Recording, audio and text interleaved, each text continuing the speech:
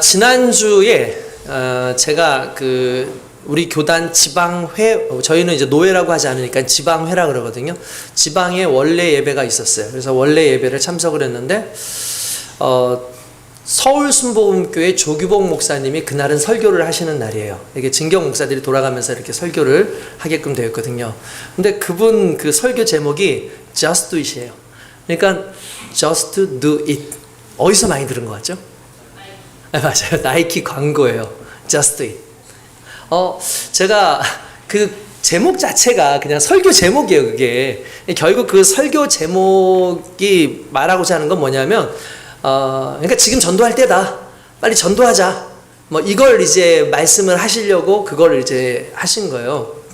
그분은 이제 단편적으로 그걸 내용을 얘기하셨는데, 저는 그분의 읽으셨던 그 본문과 관련돼서 많은 좀 더 깊은 생각을 좀 하게 됐었어요. 깊은 생각을. 그러면서 우리의 삶 가운데 정말 중심이 되는 게 무엇인가를 좀 생각해 볼 수 있는 그런 시간이 됐던 것 같아요. 여러분들 그 나이키 광고죠. 맞습니다. 뜻 자체가 뭡니까? 그냥 해. 그냥 해버려. 이런 뜻이잖아요. 그냥 해. 이런 뜻이지 않습니까? 이 유명 스폰지 브랜드 기업이죠. 그래서 나이키가 이 Just Do It이라는 이 광고를 하고 난 다음에 시장 점유율이요 1988년도에 이게 나온 문구였거든요. 근데 지금도 나오잖아요. 지금까지도 그게 딱 슬로건으로 이렇게 딱 나오잖아요. 그때의 시장 점유율이 18%였대요. 그런데 10년 뒤에 43%가 됐어요. 10년 뒤에. 그 Just Do It이라는 그 말 한마디로. 근데 보니까 시대적으로 이 시기가 어떤 때냐면, 여러분들 1988년도 하면 생각나는 게 뭐죠? 우리는 올림픽이죠. 88 올림픽이죠. 예. 그 올림픽 기간 때 물론 이것도 상당히 우리한테는 중요하지만 그때의 전 세계적인 동향이 있었어요. 뭐냐면 이게 냉전의 시대가 끝나가고 있는 그런 시기였어요. 냉전의 시기. 그러니까 무슨 말이냐면은 여러분도 아시겠지만 공산권과 이제 또 자유주의적인 어떤 그 세계의 어떤 마찰이 끊임없이 있어서 냉전 시대라 그러지 않습니까? 냉전 시대. 그래서 오랜 기간 이 공산주의와 이 자유주의 체제의 그 서로 맞물리는 어떤 그런 상황 속에서 좀 적대시하는 그런 상황에 이제 몇 년 지나고 나서 알다시피 이제 공산권이 무너지는 어떤 그런 상황이 발생을 해요. 근데 이미 그러한 모든 모양새들이 1988년도에 어느 정도 좀 이루어지고 있었고, 서구 사회도 발전은 하지만 나름대로 심리적으로나 또는 사회적으로 다양한 문제들이 많이 있었던 그런 시기였어요. 그러다 보니까 한치 앞도 알 수 없는 그런 좀 혼란스러운 그런 상황에 젊은이들도 많은 사람들도 뭔가 이렇게 쉽게 도전하지 못하는 그런 시기였다는 거예요. 그래서 사람들이 이것저것 계산하고 이런 것 저런 거 다 생각하고 있는 그런 때에 나이키에서 갑자기 Just Do It. 그냥 해. 그냥 해버려.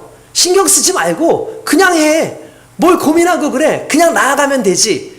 이 슬로건이 나오니까 이게 전 세계적으로 어떤 하나의 반향을 일으킨 거예요. 그래서 야, 그렇지. 지금 우리가 이것저것 할 필요 없이 그냥 내가 해왔던 대로 그냥 하면 되는 것 아닌가? 이게 하나의 슬로건이 사람들 마음에 정말 용기를 주는 그런 중요한 역할을 했다는 거예요. 제가 그걸 보면서 좀 그 이야기를 들으면서 좀 많은 좀 생각을 좀 하게 됐어요. 솔직히 세상은요, 뭔가 많은 말을 해야지만, 대단한 문구를 얘기를 하고 다 설명을 해야지만 잘 될 것 같지만, 짧은 단어 한마디가 솔직히 사람들에게 더 힘을 줄 때가 있고, 짧은 단어, 짧은 문구 하나가 오히려 생각하지 못했던 것을 깨게 하는 그런 역할을 할 때도 있어요. 우리가 비틀즈 잘 아시죠? 유명한 세계적인 그런 음악가들 아닙니까? 가수들 아닙니까?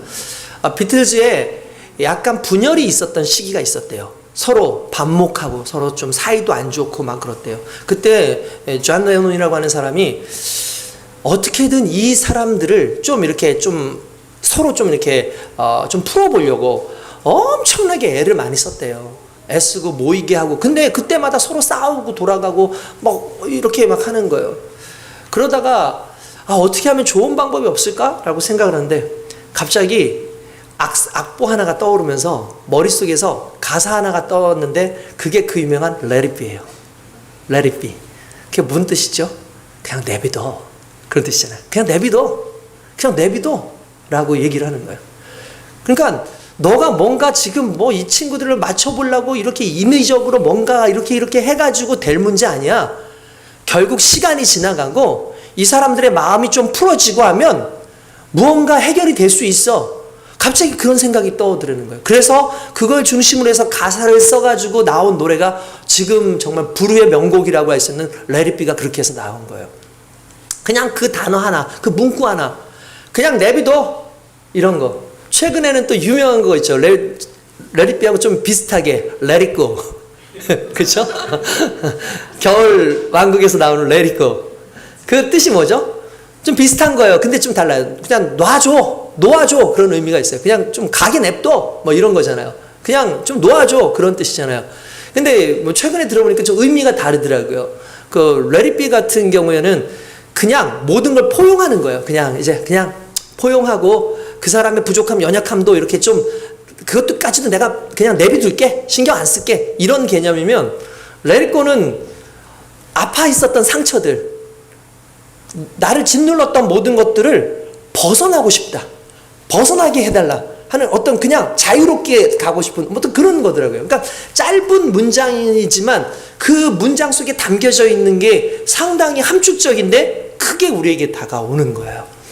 제가 오늘 Just Do It이라든지 뭐 Let It Be, Let It Go 이런 이야기를 하면서 긴 내용으로 설명을 했지만 그 문구 하나하나가 주는 우리에게 힘이 있고 또 그게 스토리가 있는 것처럼 오늘의 본문의 내용도 실은 긴 말로 하나님께서 우리를 위로하시고 우리에게 역사하시고 우리의 가야 할 길을 정해주시는 것이 아니라 정말 짧은 문장 몇 마디로 우리에게 말씀하셨는데 그게 바울에게는 어마어마한 그 사역의 동력이 되고 하나님의 사명을 감당하는 힘이 됐다는 걸 오늘 본문에서 함께 나누기를 원해서 제가 오늘 이 본문으로 설교를 하는 것입니다.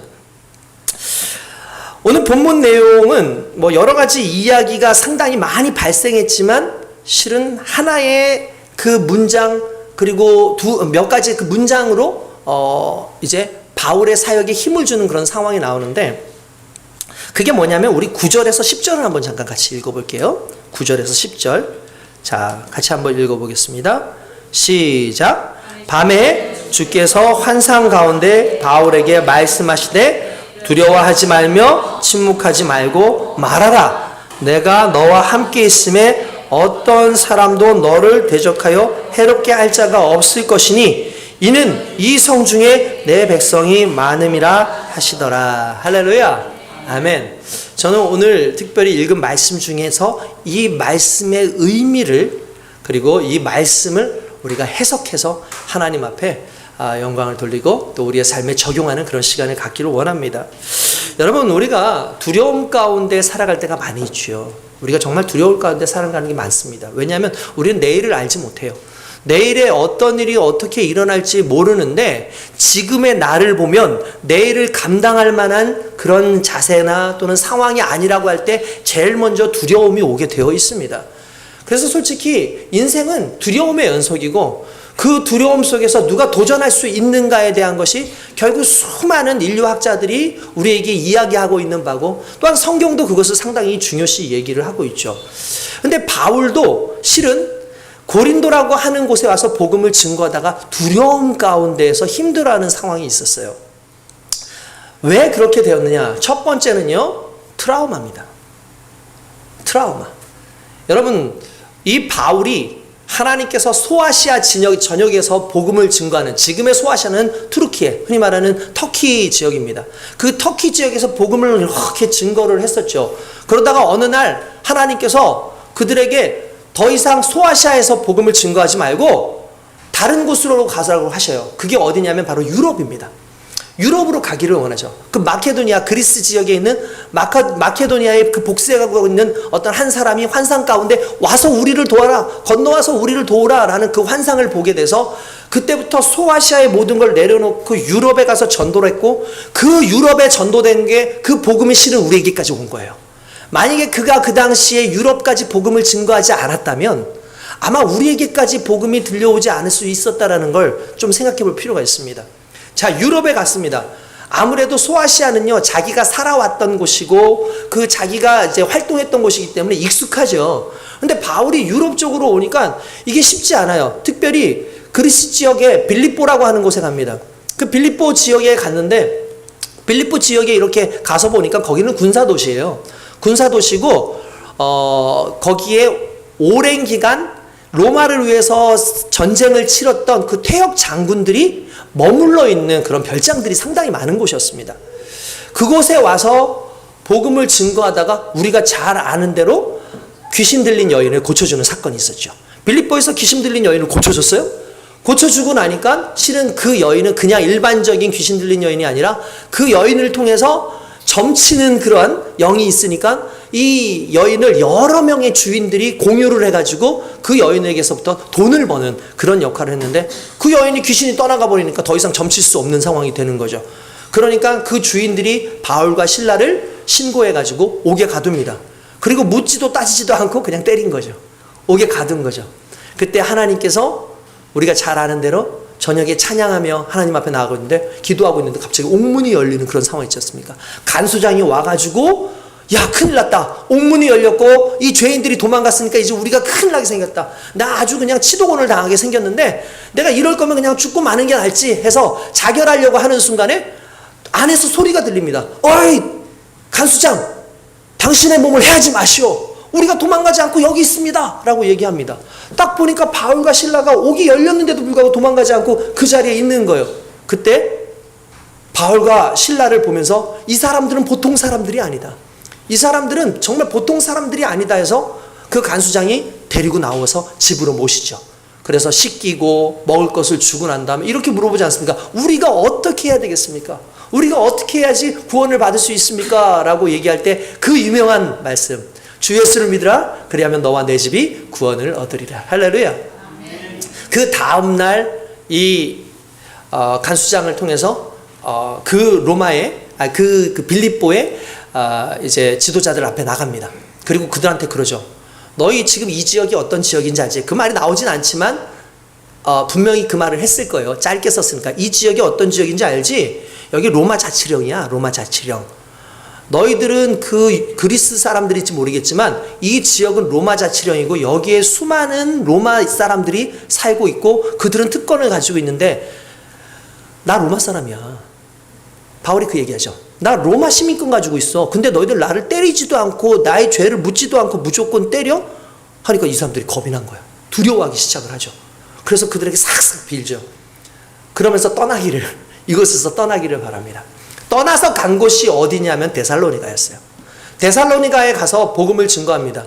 그런데 복음을 증거하는데 항상 이 바울을 괴롭히는 사람들이 있었는데 그게 누구냐면 유대인들이었어요. 그냥 그 지역에 있었던 그리스인들은 별로 괴롭힐 생각도 안 해요. 그냥 평소에 그냥 이런 사람들이 있었나 보다, 이런 뭐 외국인들 많으니까 이제 와가지고 그런 얘기 저런 얘기 하나 보다 했는데 그리스도의 복음을 증거하니까 데살로니가 사람들이 와가지고 막 괴롭히고 힘들게 합니다. 그러니까 어디로 도망을 후다닥 가냐면 베레아라는 지역으로 가요. 그래도 베레아는요, 사람들이 좀 신사적인 사람들이 많고 유대인들이 많지 않은 곳이었어요. 그래서 그곳에서 복음을 쫙 증거하는데 사람들이 복음을 들으면서 그래? 그게 맞아? 한번 성경을 보면서 우리도 한번 해볼까? 해서 뭔가 분위기가 좋았는데 갑자기 데살로니가에 있었던 그 유대인들이 또 쳐들어온 거예요. 쳐들어와가지고 막 난동을 피우면서, 그러니까 정말 이 바울이 그냥 또다시 다른 곳으로 옮겨가는 상황이 되고, 거기에서 아예 실라하고 디모데 같이 왔었던 수행해줬던 그 사람들도 다 그쪽에 머물고 자기만 홀로 떠나와야 되는 그런 상황이 된 거예요. 그런 상황에서 아테네로 왔습니다. 아테네에서 와서 그냥 아무것도 하지 말아야지, 그냥 사람들이 아무것도 하지 말고 그냥 집에만 머물러 계십시오 라고 얘기하니까 아무것도 하지 말아야지 하고 왔는데 길거리를 다녀보고 그리고 그 아테네 신전 이런 데도 가보고 하니까 사람들이 뭔가 사람들이 우상 숭배를 하는 그 모습을 보니까 속에서 참을 수가 없는 거예요. 그래서 그들에게 막 복음을 증거하는 그런 상황이 막 왔어요. 그러니까 사람들이 워낙 신들이 많은 지역이라 그들은 예수도 하나의 신으로, 신 중에 하나로 그냥 보는 거죠. 유일하신 하나님이 아니라. 그러니까 그걸 가지고 막 복음을 증거하고 하는데 이 사람들은 그 복음이 안 들어가는 거예요. 왜냐하면 그들은 예수도 하나의 신이고 저 신도 신이고, 그러니까 예수님을 유일한 하나님으로 보지 않는 거죠. 그런 상황이 오니까 거기서 목회를 실패해요. 그래서 갈 곳이 없어서 또 많은 사람들하고 흩어져 가지고 어디로 가냐면 고린도로 갑니다. 고린도에 갔더니 고린도에서 뭔가 좀 잘 될 거라고 생각을 했는데 고린도에서도 여전히 회방이 있고 아픔이 있는 그런 상황이 오죠. 그런데도 그가 복음은 잘 증거되고 있었어요. 그렇지만 그의 마음 가운데는 이미 트라우마가 생긴 거죠.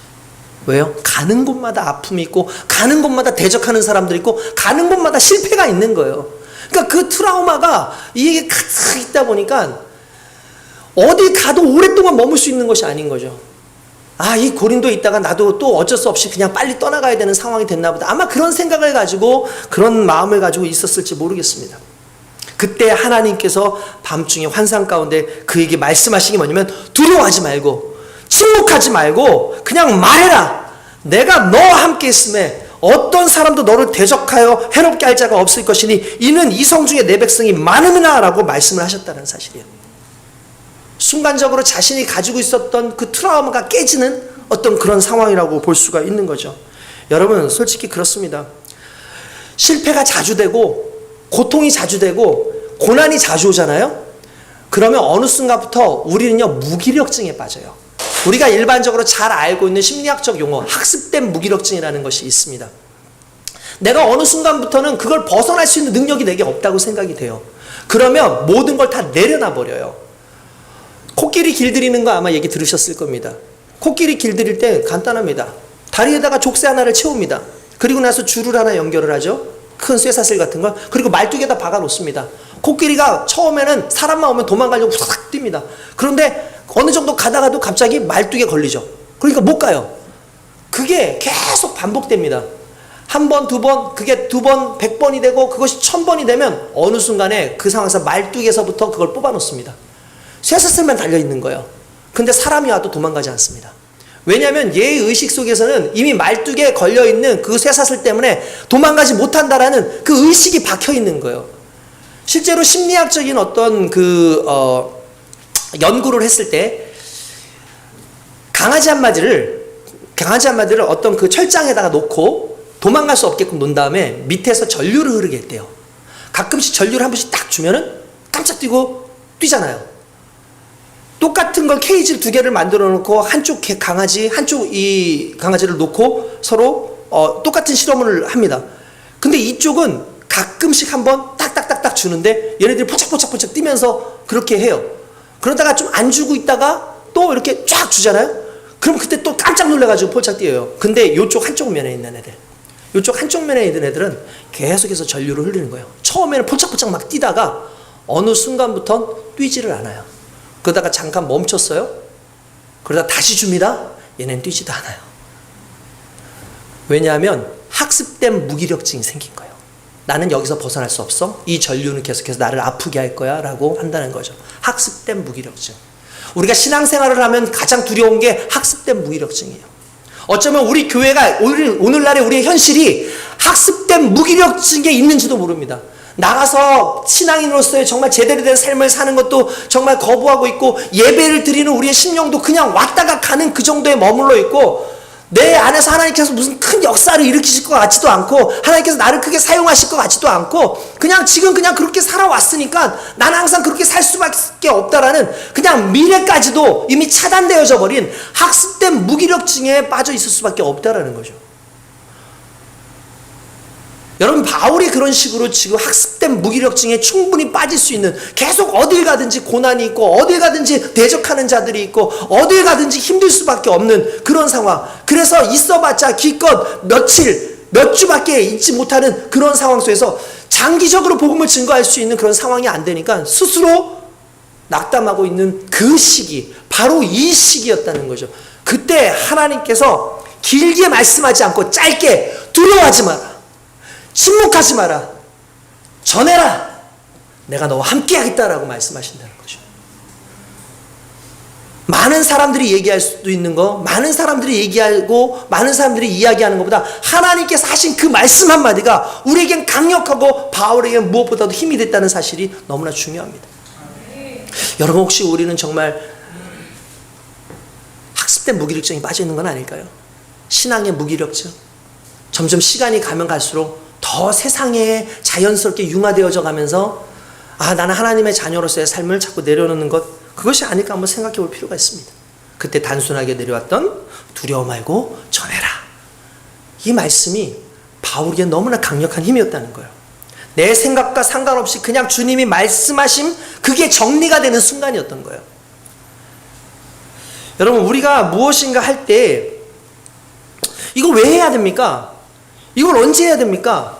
이거 어떻게 해야 됩니까? 머릿속에 계산기를 계속해서 두드리고 있을 때 주님께서는 간단하게 하면 그냥 하던 대로 해. Just do it.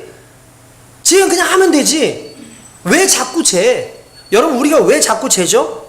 그거예요. 하나님은 너에게 결과까지 바라지 않는다니까? 너가 지금 이 사역을 해가지고 열심히 했는데 그 열심히 해가지고 안 될 거라고 너 스스로가 이미 결과를 생각하고 너 스스로가 뭔가 기대를 하니까 기대대로 안 되면 학습된 무기력증에 빠지는 것 아니냐. 그러니까 그런 것 하지 마. 너가 의미 부여하지 말고, 너가 답을 정하지 말고, 너가 해설하려고 하지 말고 그냥 내가 시키면 해. 왜냐하면 넌 크리스찬이니까, 넌 하나님의 자녀니까, 너는 사명자니까. 그 한마디인 거예요. 실은 바울에게 그 얘기를 하신 거예요. 야, 왜 고민하고 있어? 왜 그것 때문에 힘들어하고 있어? 누가 너한테 결과까지 얘기하래? 누가 잘 될지 안 될지 그 얘기하라 그랬어? 아니잖아. 그거는 내가 알아서 할 테니까 그거 신경 쓰지 말고 너는 그냥 전하기만 해. 여러분, 두려움 앞에서 우리가 해야 되는 게 뭐냐면 나를 먼저 돌아보는 거예요. 내가 누구냐? 내가 하나님의 자녀라는 사실, 내가 하나님의 사명자라는 사실 앞에서 두려움은 내가 계산이 있기 때문에 두려운 거예요. 내가 뭔가 자꾸 의미를 부여하고 해석을 하기 때문에 두려운 거예요. 근데 그런 거와 상관없이 하나님께서 명령 내리셔서 해라고 하면 우리는 나의 계산 이런 게 필요 없는 거잖아요. 갈 수 있는 거라는 거죠. 비슷한 부분으로 여러분 보면, 여러분, 세상은 많은 숫자로 공격해 오지만 오직 우리는 한 가지 수, 난 크리스찬이야, 난 하나님의 자녀야, 하나님의 일꾼이야라는 그 한 가지 수가 세상을 이기게 하는 방법이라는 거예요. 결과가 내가 보기 좋고 내가 계획한 대로가 아니라 그렇게 해서 상관없습니다. 그렇게 안 돼도 상관없습니다. 왜냐하면 결과는 주님의 몫인 거예요. 사역할 때 힘들죠. 저도 지칠 때 많습니다. 모든 성도들이 다 예배 자리로 다 왔으면 좋겠는데 그러지 못할 때가 있어요. 연락이 와서 목사님 못 갈 것 같습니다 라고 하시는 분들도 있어요. 어떤 행사가 있어가지고 안 될 것 같습니다 하고 하는 사람도 있어요. 그러면 솔직히 제가 마음이 참 좋지는 않아요. 여러 가지 참 좋지는 않아요. 그러면 그때부터 마음이 복닥복닥 거리는 거예요. 복닥복닥, 내가 목회를 제대로 못해가지고 내 설교가 제대로 힘을 발휘하지 못해서 이 사람들이 그런 생각을 하나, 그런 것 아니까 막 하는 거예요. 그러고 있으면 내가 쉽게 침륜해요. 하기가 싫어지고 뭔가 안 해야 될 것처럼 느껴져요. 근데 하나님 또 한마디 하네요. 야, 너한테 결과까지 바라지 않아. 넌 너에게 맡은 사역을 감당하면 돼. 그때 힘이 나는 거예요. 그러면 환경을 보지 않게 돼요. 상황을 보지 않게 돼요. 내가 미리 재단하지 않아요. 여러분, 이게 저와 여러분들의 신앙의 삶이고 또한 사역자들의 삶인 줄로 믿습니다. 할렐루야. 정말 그 단순한 답이 너무나 중요하다는 거죠. 많은 숫자로 온다 할지라도 한 가지 숫자, 오직 한 가지 답을 가지고 달려가는 인생, 그게 저와 여러분들의 기도를 믿습니다. 여러분, 두려움을 갖게 하는 거 많죠. 특별히 아까 전에 그 트라우마에 대해서 얘기했다면 두려움을 갖게 하는 또 다른 요소가 뭐냐? 제가 여러분들한테 방금 전에 얘기했던 거에 이해되어지는 한 부분인데, 내가 핸들링할 수 없을 때, 그러니까 내가 조종할 수 없을 때요. 여러분, 비행기 탈 때 두려움을 갖습니까? 안 갖습니까? 저는 매번 비행기를 탈 때마다 겁이 나요. 진짜 겁이 많이 나요. 아마 우리 집사님 같은 경우도 비행기 상당히 많이 타지 않습니까? 그잖아요. 뭐 너무 자주 타니까 이제 뭐 괜찮을지 몰라요. 근데 저는 비행기를 탈 때마다 겁이 나는 거예요. 겁이. 그래서 왜 비행기를 탈 때마다 겁이 나냐면요. 자동차를 탈 때는 별로 겁이 안 나거든요. 비행기를 탈 때는 겁이 나요. 그리고 가끔씩 비행기 터지는 사고, 이번에 작년에 우리 무안에서 그 터진, 정말 너무 속상한 그런 사건들 있지 않습니까? 그런 게 보다 보니까, 비행기 정말 위험하다. 한 번에 죽으면, 사망자가 엄청 많잖아요. 근데 실제로 비행기 사고와 자동차 사고 중에 자동차 사고가 비행기 사고보다 몇십 배, 몇백 배가 더 많아요. 훨씬 더 많아요. 그런데도 불구하고 자동차를 탈 때는 불안한 마음이 없는데 비행기를 탈 때 불안한 이유가 뭐냐? 우리는 자동차를 운전할 수 있잖아요. 내가 제어가 가능하잖아요. 근데 우린 비행기를 운전할 수 없어요. 내가 손댈 수 없고 내가 핸들링할 수 없는 거기에서 실은 불안함이 와요. 여러분들이 인생이 왜 힘든 줄 아세요? 가끔씩? 자녀들의 문제가 왜 힘든 줄 아세요? 옛날에 어렸을 땐 내가 자녀들을 핸들링할 수 있었어요. 어리니까. 근데 얘네들이 머리가 커가고 자기들의 의견이 생기면 그때부터 내가 핸들링이 안 되는 거죠. 그러니까 두렵기 시작해요. 내가 제어하면 안전할 것 같은데 내가 제어할 수 없다는 게 두려운 거예요. 내가 제어할 수 없는 거, 내가 아무것도 할 수 없는 그게 얼마나 두려운 건지 여러분도 아시죠? 폴 딜리히라고 하는 그런 신학자는 흔들리는 터전이라고 하는 그 글을 썼는데, 여러분 우리가 일반적인 재앙 중에서 우리가 경험을 많이 못해서 그렇지 상당히 두려움을 갖게 하는 그 재앙이 뭐냐면 화재가 아니라 수해가 아니라 지진이래요. 왜냐하면 우리는 땅에 발을 대고 살잖아요. 근데 땅이 흔들리면 우리가 갈 곳이 없어요. 이게 근간인데, 우리 삶의 근간인데, 그러니까 우리가 핸들링 할 수 있는 게 아닌 거죠. 그래서 폴 딜리히 같은 경우는 이 흔들리는 이 터전 속에서 살아가는 인생의 불안함을 얘기하면서 결국은 영원성, 흔들리지 않는 하나님의 나라, 그 나라에 대해서 이야기를 해요. 여러분 그렇습니다. 우리가 제어할 수 없다라는 것이 정말 두려운 거죠. 그러니까 어떻게 보면은 지금 바울이 제어할 수 없는 상황까지 온 거예요. 이 모든 선교의 사역 속에 자기가 어떻게 할 수 있는 상황이 아닌 거예요. 내가 손댈 수 있는 상황이 아닌 거예요. 그때 하나님께서 하신 거냐면 넌 손대지 마. 내가 손댈게. 그러니까 넌 따라만 와. 이게 언제 믿어지는 줄 아십니까? 평소에 그 하나님과 인격적인 관계 속에서 끊임없이 나를 핸들링해 오셨던 하나님을 경험할 때 실은 가능한 거예요. 아무나 이게 되는 게 아니에요. 여러분들 기도할 때 이렇게 기도하셔야 돼요. 하나님, 저를 만져주세요. 여러분, 은혜의 또 다른 말이 뭐라 그랬어요? 간섭이라 그랬죠. 은혜는 간섭하는 거예요. 하나님이 나를 간섭해 주시는 거예요. 그게 은혜예요. 마찬가지예요. 나를 간섭해 주세요. 하나님 나를 좀 핸들링 해 주세요. 나를 계속 만져주세요. 근데 하나님께서 핸들링 하실 때 한 번도 실패하잖아. 그걸 경험한 사람들은 내가 직접 손대지 않아도 두렵지 않은 거예요. 오늘 저와 여러분들이 그렇게 되길 원합니다. 남편도 하나님께 맡겨버리세요. 아내도 하나님께 맡기시고요. 자녀도 맡기시고 여러분들 모든 사역지도 그렇고 여러분들이 핸들링하는 것이 아니라 하나님이 만지시면 명령하시면 그냥 따라가는 삶을 살면 반드시 그 안에서 승리하는 놀라운 역사가 일어나게 될 줄로 믿습니다. 네. 할렐루야. 네. 여러분 그게 너무나 중요한 거예요. 저는 그런 생각이 납니다. 예전에 우리 전임 목사님께서 해주셨던 말이 너무나 생각이 나요. 언젠가 여러분들한테 말씀드렸던 것 같은데, 어느 교회가 이제 새로 이제 다른 곳으로 이전을 해서 이전 개척 예배를 드렸대요. 그래서 이제 가서 설교하고 이렇게 축사하고 해야 돼서 목사님 가서 이렇게 앉아가지고 축사하고 이렇게 얘기를 하는데, 이분이 꽤 목회를 오랫동안 하셨는데도 불구하고 성도가 많지 않고 성도가 뭐 그렇게 크게 대단하게 뭐 이렇게 신앙생활을 제대로 안 하는 거예요. 그래서 끝나고 나서 인사를 하는데 이분이 그렇게 얘기했대요.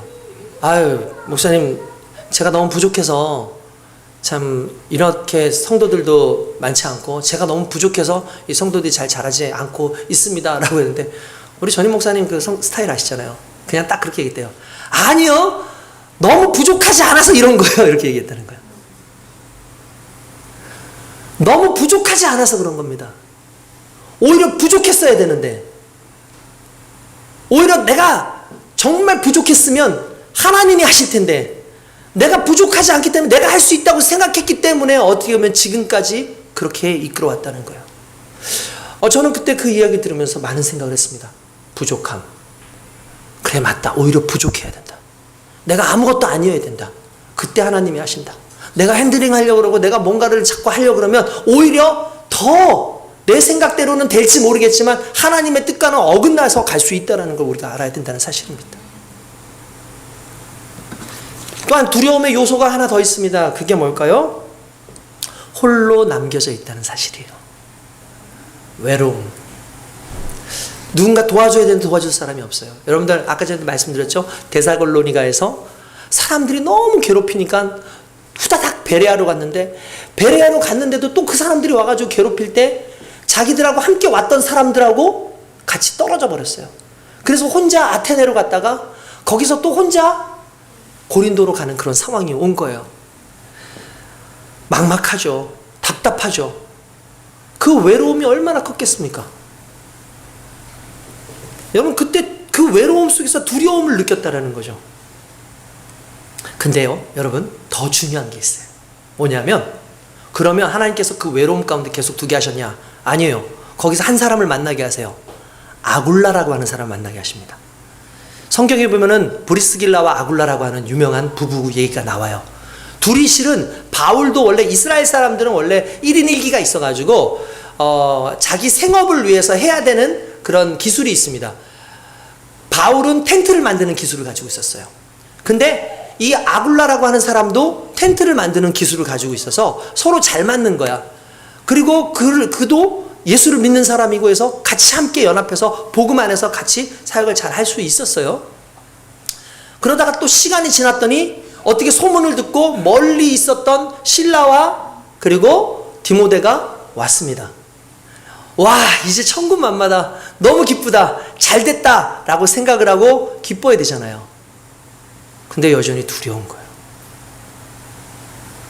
여전히 두려운 거예요.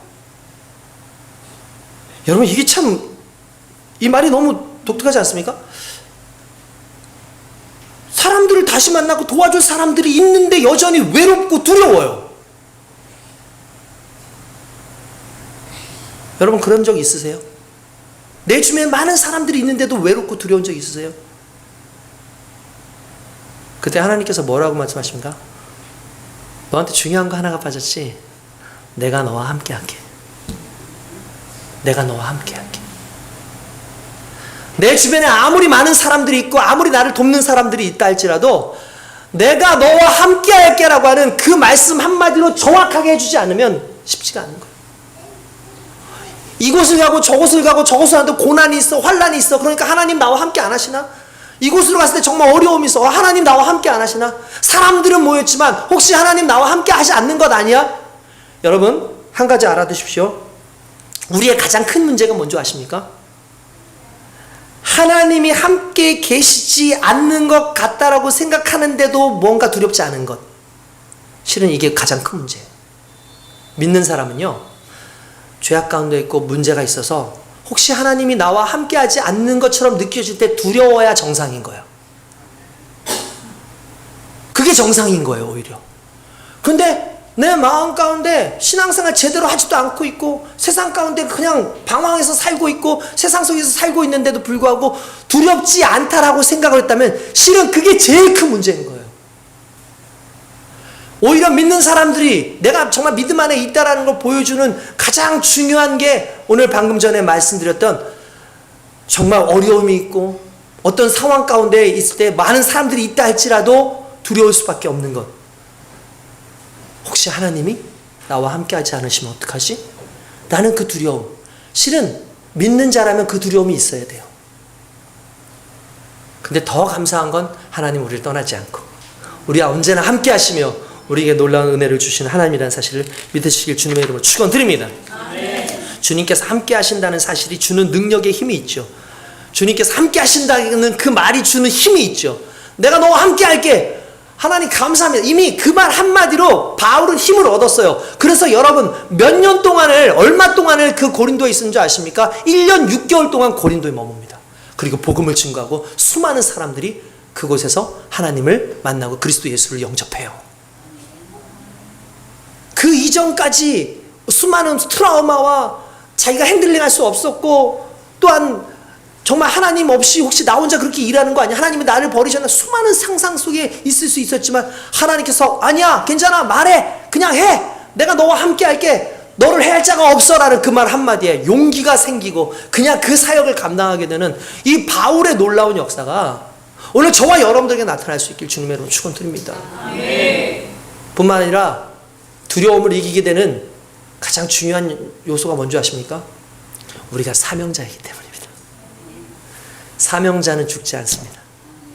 사명자는 하나님께서 반드시 세우시고 그 사명을 감당할 때까지 지키신다는 걸 여러분, 저와 여러분들이 알아야 될 줄 믿습니다. 하나님께서요, 우리의 사명을 감당할 때 그 내 사명을 우리는 생각하지 못했지만 이 사명으로 인해서 반드시 하나님의 나라가 이루어지게 하시는 부분이 있어요. 오늘 성경에도 보면은 뭐라고 되어 있습니까? 10절 말씀 한번 같이 읽어봅시다. 시작. 내가 너와 함께 있음에 어떤 사람도 너를 대적하고 해롭게 할 자가 없을 것이니 이는 이 성 중에 내 백성이 많음이라 하시더라. 할렐루야. 구원받기로 한 성도들이 이곳에 많이 머물러 있기 때문에 너는 사명자야. 그들에게 복음을 증거할 때까지는 너는 문제가 생기지 않을 거니까 걱정하지 말고 담대하게 나아가라고 얘기를 하는 거죠. 할렐루야. 여러분, 우리는 몰라요. 우리는 하나님의 계획을 몰라요. 그러나 하나님께서 계획하시고 그 상황에서 역사가 일어나면 그 역사는 저와 여러분들 안에서 하나님의 일을 감당하게 하는 줄로 믿습니다. 이번에 조규봉 목사님 그 설교하셨던 그 목사님이 간증을 하나 해주시더라고요. 그분이 부목사 시절에 같은 교회의 권사님인데 평신도로 선교사를 나간 거예요. 어디로 갔냐면 중국으로 갔어요. 중국 장백산이랑, 그러니까 백두산이죠. 백두산 아래쪽에 뭐 복흥인가? 무슨 맞나요? 복흥 뭐 아무튼 그런, 제가 죄송해요. 그 정확하게 복흥인가 하는 무슨 그 지역이 있나 봐요. 그 지역에서 이분이 교회를 세운 거예요. 교회를요. 거기서 복음을 증거하기 시작합니다. 그 당시가 상당히 오래전이에요. 한 20 몇 년 전, 30년 뭐 그 정도 거의 다 돼가는 것 같아요. 근데 담임 목사님이 좀 나이가 좀 많으세요. 연세도 있으시고 그리고 또 사역도 있고 하니까 그 교회에, 자기 교회의 그 평신도 선교사가 거기에 복음을 증거해가지고 이제 했으니까 누군가를 한번 가서 좀 기도도 하고 예배를 좀 드리게 해야겠다 해서 이 조규 목사님이 부목사 시절에 보낸 거예요. 글로. 거기 가서 기도하고 막 설교하는데 기적이 일어나는 거예요. 막 치료가 막 임하고 막 귀신이 떠나가는 역사가 일어나고 막 놀라운 사건들이 막 그 안에서 막 이루어진 거예요. 근데 그 당시가 겨울이었대요. 너무 춥더래요. 이 목사님이 추위에 너무 약한데, 평소에도 추위에 너무 약한데 그곳에 갔는데 잠자는 곳에서 이렇게 방을 하나 이렇게 내줬는데 자면서 덜덜덜덜덜 쩌다가 이렇게 막 떨면서 잤다는 거예요. 너무 추워가지고. 그러니까 한국의 날씨가 아니라는 거예요. 그래서 여러분 생각해 보시죠. 그거 아주 그냥 백두산 그쪽에 바로 있는 그 마을이는 얼마나 춥겠습니까? 그 한겨울에 너무 추웠대요. 근데도 하나님의 막 역사가 일어나니까 감사해서, 그러고 그냥 마음속에 한편으로는 빨리 가고 싶다. 너무 춥다. 빨리 가고 싶다. 해가지고 이제 날짜가 이제 돼서 이제 3, 4일인가 뭔가 하고 그렇게 부흥하고 이제 돌아가려고 장춘공항인가 그럴 것 같아요. 장춘공항에 갔대요. 거기 갔는데 그날 눈보라가 엄청나게 내리는 거야. 막 눈보라 엄청 치고 눈이 엄청 내려가지고 비행기가 결항이 된 거예요. 그런데 결항이 됐다는 얘기도 없고 어디 머물러 있으라는 얘기도 있고 언제 떠난다는 얘기도 없고 아무 얘기도 안 하고 그냥 이 선교사님하고 이 목사님이 거기에 있는데 점점 추위가, 게다가 그 안에 무슨 좀 따뜻하게 좀 해줘야 되는데 거의 뭐 별것도 없어요. 그냥 너무 추운 거예요. 그 안에서 추워가 덜덜덜. 그래서 자기가 느꼈대요. 아, 이게 얼어 죽는 거구나. 이러다가 얼어 죽는 거구나 싶었다는 거예요. 큰일 났다. 이거 어떻게 하면 좋냐. 우리 어디 가 있을 수도 없고 이거 지금 언제 비행기 어떻게 하면 좋겠냐 하는데 갑자기 그 선교사님이 목사님 우리 그 교회의 성도 중에 딸이 이 장충 공항에서 멀지 않은 곳에 살고 있는 자매가 있다고 합니다. 딸이 있다고 합니다. 그 그 딸에게 연락을 한번 해서 우리가 그 집에서 머물면 어떻겠냐고 그랬더니 아유 그래 빨리 가자고 지금 너무 추우니까 그렇게 한번 하자고 얘기를 했대요. 그래서 어렵게 그분한테 전화를 했어요. 그러니까 이름이 성화자매야. 성화예요. 이름이 성화자매라고 하는 그 자매인데 그 자매하고 통화가 된 거예요. 돼가지고 했는데 눈길이고 그러니까 5시간인가 6시간에 걸려서 왔대요. 근데 오자마자 이 자매가 이 목사님을 보더니 무릎을 꿇는 거야. 그리고는 차를 태워요. 가면서 이런 얘기해요. 목사님, 제가 어제 꿈에서 목사님을 만났어요. 어제 꿈에서 목사님을 만났어요. 처음 보는 얼굴인데 그냥 그 말씀하대요. 너는 내 사랑하는 종의 음성을 들으라. 그 한마디를 해줬는데 이게 뜬금없이 이게 무슨 얘기야? 이게 뭔 얘기야? 전혀 뭔 뜻인지도 모르겠고 이 사람은 믿는 사람이 아니에요. 예수 믿는 사람이 아니에요. 전혀 뭔 뜻인지 몰랐는데 어떻게 와가지고 딱 봤는데 꿈에서 봤던 그 목사님이 그 앞에 딱 서 있는 거예요. 두렵잖아요. 그 자리에서 무릎을 꿇은 거예요. 아, 하나님께서 집에 도착해가지고 어떻게 했겠어요? 뭘 들으랬어요? 그의 음성을, 말씀을 들으라고 하죠. 이 목사님이 그 이야기를 듣고 나서 복음을 증거한 거예요. 눈물을 펑펑 흘리면서 그가 예수를 믿었어요. 그리고 놀랍게 그가 회개하고 침례를 받고 신학을 가서 지금 전도사로 그 교회에서 사역을 하고 있습니다. 그가 사역을 하면서 부흥이 엄청나게 일어나고 하나님께서 그 교회를 온전히 세워주셨어요.